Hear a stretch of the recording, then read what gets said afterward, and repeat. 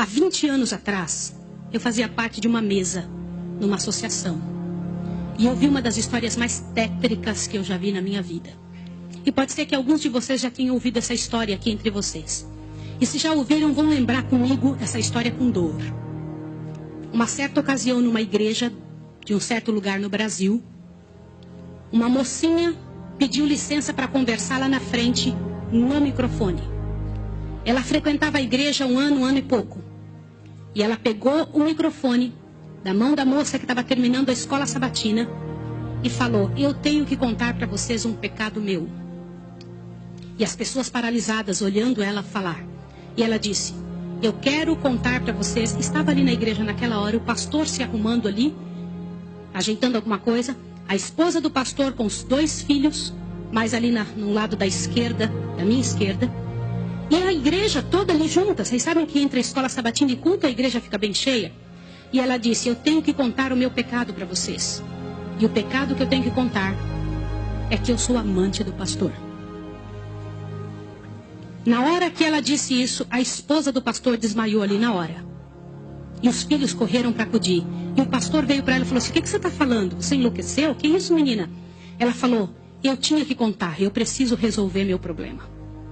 Eu preciso salvar a sua alma. Eu preciso resolver você. Os danitas, eles sempre usam essa: cuidado, eu preciso ajudar. Sempre usam a palavra da ajuda, viu? E naquele momento a igreja toda ficou em alvoroço. Eu não preciso dizer que não houve culto. Não houve culto. Não conseguiram fazer o culto.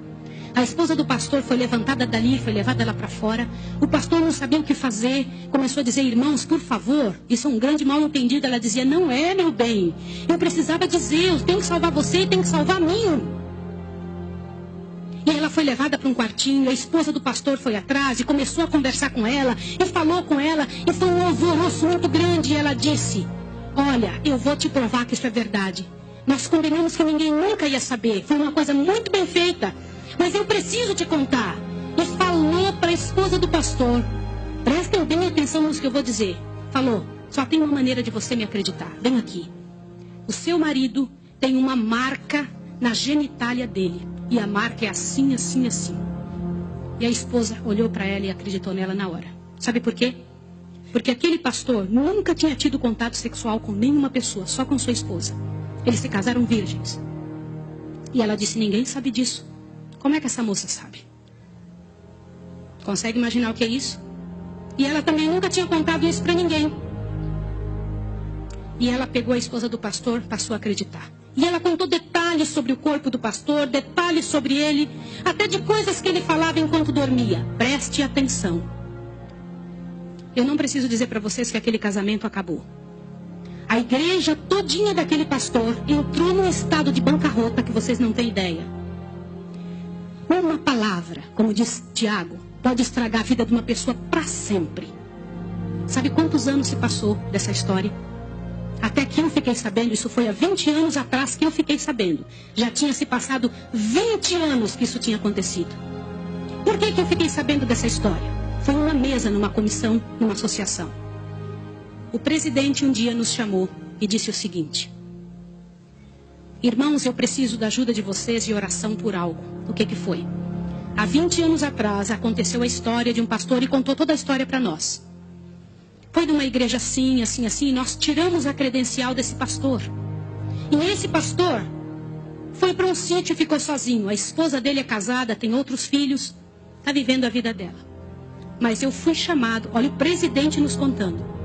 Eu fui chamado há alguns dias na casa de uma senhora com os cabelos todos brancos morrendo de câncer. E essa mulher morrendo de câncer pediu muito para falar com o pastor. Mas tinha que ser o presidente da igreja adventista. E eu fui até lá porque eu sou o presidente. Quando eu cheguei lá, a mulher me contou que ela tinha sido a moça que tinha falado aquilo do pastor. A amante, a suposta amante do pastor.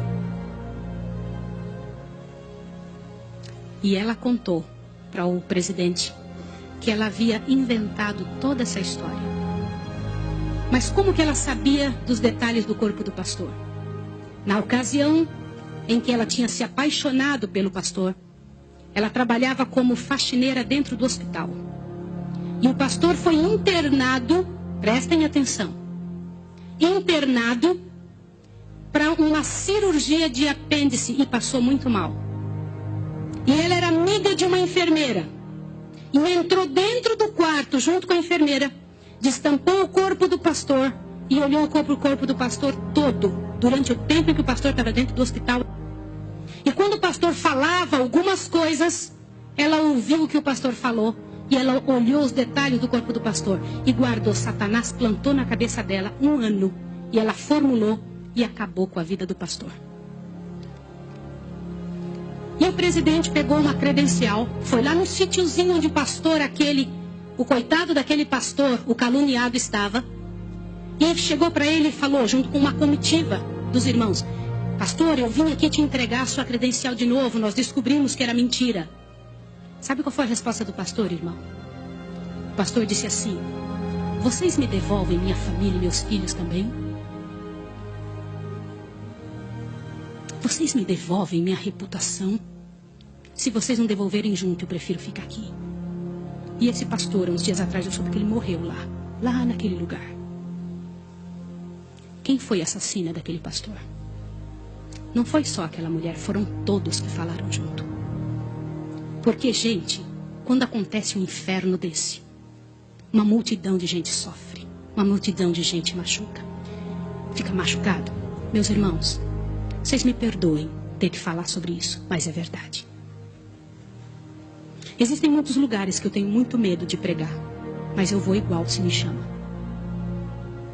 Porque eu vou falar uma coisa para vocês. Ontem à noite eu comentei que a vida de quem prega essas verdades é altamente prejudicada. Uma coisa desse tamanho é passada de boca em boca, de forma que apareça o inferno no final. Será que existem danitas no nosso meio? O céu é um lugar tão fabuloso. Não vale a pena, meus irmãos.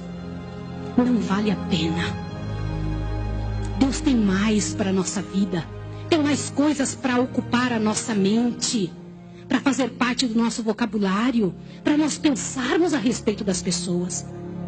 Vamos fazer um exercício? Pense bem da pessoa que mais mal você sabe dela. Imagine isso agora. Sabe o que vai acontecer com você? Teu coração vai se encher de paz. Porque é isso que acontece, gente.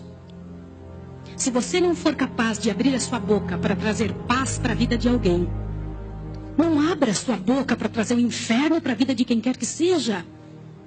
Jesus ama as pessoas pecadoras e miseráveis. Todas aquelas que pecaram horrivelmente, Jesus ama. E Ele tem mais para oferecer para nós.